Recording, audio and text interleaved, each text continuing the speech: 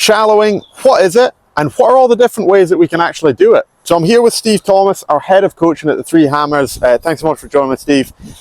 So big question, what is shallowing? How would you define that? So it depends a little on what kind of shallowing we're talking about, right? So I think we're going to be talking about that plain shallowing, the shaft shallowing. So what do you actually mean by what's plain shallowing? Can you explain that for us? Absolutely. So the way I think about it is imagining the shaft here, and it's pointing at a line that the ball's sitting on, and the shaft would be pointing to the outside of that line. So the shaft's more horizontal and lower. So moving from an angle of this to an angle like that, that is shallowing of the plane. Of the plane. What other kind of shallowing do we have? That's right. So you've got the angle of attack, for example. What is angle of attack? How would we define that? So the angle of attack would be the angle that the club is approaching the ball relative to the ground. If it's a steeper angle of attack, that would be coming on more vertically.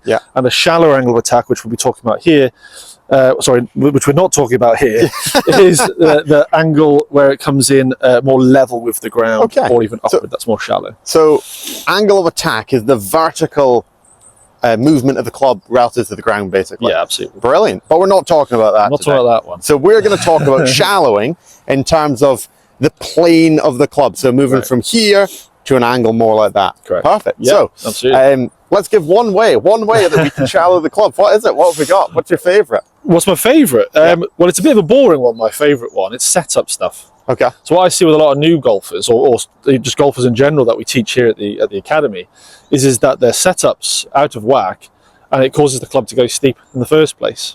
So you'll often see players with their right hip or their hip over to the right and their right hip high at the start like this. You see this a lot with the driver. When the ball goes forward, the hips almost go a little bit off to the right. And straight away it's going to cause that club to be out a little bit steeper. Or across the golf ball. Interesting. Why does that happen? You've obviously changed the way the hip is sitting. The hip is now sitting a bit more internal. The pelvis sits a bit more at the right. More lateral. So why does that actually make the club steepen and not shallow in terms of the plane of it? So when that hip's moved across, the spine is actually started to tilt slightly to the left. And the shoulders, if you like, are rotating perpendicular to the spine. Let's just say that. So that angle has changed the plane so that it comes on a steeper angle on the way down. Brilliant, love it. That's cool. That's cool. What about you, mate? What's your favorite way? What is my favorite way? I think one way, we were actually just chatting about this just before the video, is looking at the left arm and how it actually can move inward into the chest. And just a really interesting thought that I had was, like, when that left arm moves into the chest, we call it adduction.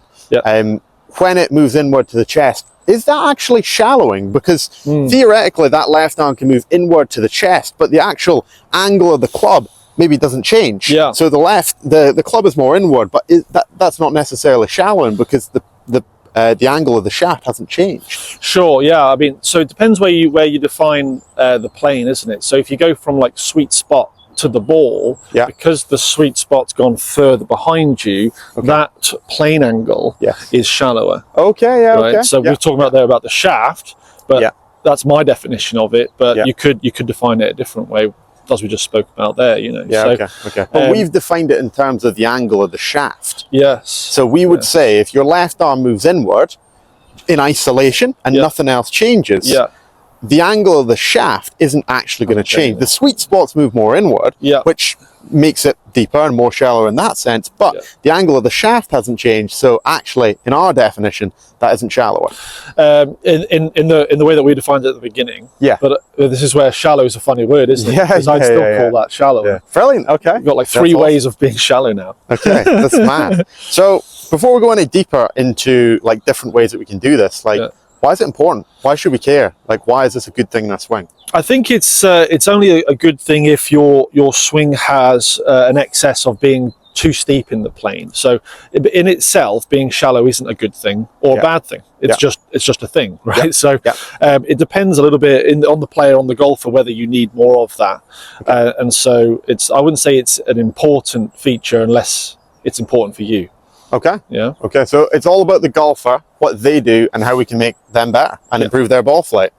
Yeah, brilliant. Exactly. Brilliant. If I was already shallow, yeah, and I added more shallow, I'm just going to hit it fat. I'm going to block it. I'm going to hook it. Brilliant. Miss the ball. All that. So let's dive into example. Let's say that we're in a coaching session here, and let's say that I'm a player that struggles with getting the club in too steep a plane coming down, and as a consequence of that, I'm hitting big slices. Yeah. Okay. Now, first thing that I would maybe do if I was in a coaching session would maybe be to look at closing the club face potentially, depending on the release pattern of the player. But let's say we did that and we got in a place where we're hitting straight pulls to the left. Okay. So we've gone from hitting big slices and now we're hitting kind of straight shots left. Yeah. What would we then do? Yeah. We still have a steep plane, so the club is working out this way in transition. What would we maybe then look to do? What are the pieces we would look at? Yeah, so it's sort of as an order, I'd still go to that setup, make sure everything's good there. If we're happy with the setup and we're looking more in the transition from the backswing to the downswing, which is kind of what you're showing me there. Yeah. Several things you'd look at. You'd look potentially at how the pelvis is moving laterally across. How is this right shoulder working down? So this right side gets a bit shorter. Yeah. Okay, that could be a way to shallow the club. Okay, so we go into more right side bend. Yeah. The golf club, as we defined it, the angle of the shaft drops. That could be shallow. I like it. Yeah, that could be a way. That could be a way. Yeah. I mean, you want to be careful of that, because if you go overdo that, you can hit it heavy and all the rest of it like that. Yeah, because the club's going to be close at the ground. Right. A lot of people when they try to get in power, they're trying to turn from their shoulders at the top. So you need to get some sort of different movement there to work the shoulder down. Yeah. So that's certainly a way to do it there. Okay, brilliant. Love that. Hey friend, I hope you're enjoying the video. Today I want to give you a free gift to thank you for watching. I'm giving you access to my proven system for taking 10 shots off your scores without hitting any balls in 5 simple steps. Just hit the link in the description of this video to access. Please like, comment and subscribe to the channel. It means a massive amount to me. Now enjoy the rest of the video. Have an incredible day. What about you? What do you find there at the top? So I think a really popular way and not necessarily the best way, but a very well-known way is of using the left wrist. So we can actually use the left wrist to change the angle of the club shaft coming down. That's a way a lot of time I find is very high friction for players to do. I mean, we're during the middle of the swing, top of the backswing to impact, we've got like, what, 0.3 of a second? Yeah. And we're talking about changing the angle on the left wrist in that moment. Like, I just think that's so difficult to do. It is. Obviously, if it is a trained movement within a player, we can see that happen, and you see that a lot of times in some tremendous players. But to actually learn that movement, I think it's incredibly tough. Yeah, and there's a lot that can go into that. What's the depth of the handle into the hands? It can be trying to excessively radial deviate, cock the wrists. What's radial deviation? So that's that cocking of the wrist up. Yeah. Okay. So if a lot of players think they need to maximise that as much as they can, are we talking in transition here? Or throughout, just everywhere. Yeah. So it can that movement there. The trouble we have in our example here of that bowing or flexing of that lead wrist there. That's horrible, by the way. is that we've described a left hit with a pull shot that will tend to close the face a little bit as well. So in terms of like matching up, how do we stop a pull shot? I don't think it would match up for the pull shot. You'd want to have something which is more focused on the angle of the swing direction, the plane shallowing, because the consequence of the bow does close the face a little as well, right? Yes. Yeah. So not only can we shallow the golf club by flexing that left wrist, but it also actually changes the angle of club face, and that's what we've got to watch out for. It could be a decent one to use if you've got that slicer that you haven't got the close face yet. Love it. That's how you'd use it there. Love it. Brilliant. Could be something. Brilliant. Awesome. Other things, I think, you look at the arm moving down. Okay, so if we get that turn at the top there, okay, that's all good. I think that turn is where most of the problems lie.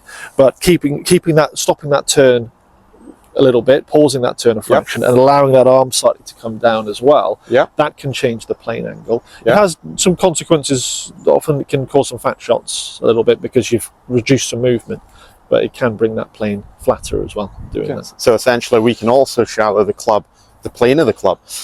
By just holding our chest closed a little bit longer and letting the arms just drop a little bit more. So that versus that. Oh, that was terrible, actually. It was quite a lot. Yeah. You got the idea there. Absolutely right. Brilliant. What do you see around the right arm position, Steve? Is there something around sort of the external internal rotation of the right shoulder that you see that could steepen or shallow the plane? Yeah, I think certainly if we're going to go back to setup again, I think that's a piece we would really look at quite a lot of setup. So certainly if I was working with someone in a session, I would look at where this little crease in the right elbow is pointing at setup particularly. So if we see that pointing very much out to the target, out to the side, a lot of the time that right arm, that right shoulder is rotated internally. And if the right arm is rotated internally, we would see the golf club tend to work a bit more out that way. So if we can get that crease in the right elbow pointed a bit more straight out in front, that rotates the right shoulder more externally, and from there it would be much easier to actually drop the club in. I agree. Why is that, in your opinion? Why does that actually happen? Why does the go internal? Well, why, if we move it more external, why do we have more ability to shallow the club? Why does that actually happen? I think it's an inherent sort of characteristic of the arm. So because my right hand's on the club, I know there's some movement in the wrist there, but it's going to act on the shaft just by this internal external rotation here. If I go to that internal rotation there, so my elbow starts to go high, so I'll show the camera here like this, you see there's a natural sort of steepening of the shaft. Okay. Right. So I think then as you start down further, there's going to be some extension in the right arm that's going to push it out that way even further and act on it even further that way. Whereas when it goes this way, we don't have that force. And obviously if we extend our right arm from here, it goes that way. It works out that way, as opposed to if it's more inward, it works out. Absolutely right. Brilliant. Okay. Right. Yeah. I think that's quite a big one.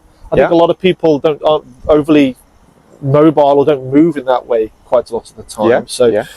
It can be a consequence of not using a good turn, a good pivot. Okay. So they'll be a bit slow going back, the arms start to buckle, and then the arm will start to go a little bit higher, often because the turn's not adequate. So if you start to get a better rotation, you can often keep that elbow down a little bit more as well. Brilliant. Amazing. And that's another way to get some shallow, Steve, is the turn, right? Amazing. So we've covered a few. There's quite a lot more though. We've covered a lot there. So for a player that's watched this, how are they taking this to the course? What are we doing? What are we actioning from this line we've had? What I would say firstly is, if you need to identify, are you overly steep? How does that affect your ball flight? Okay. If it's going to have a negative impact on your ball flight, then you might want to look at bringing in some sort of shallowing mechanism. Right?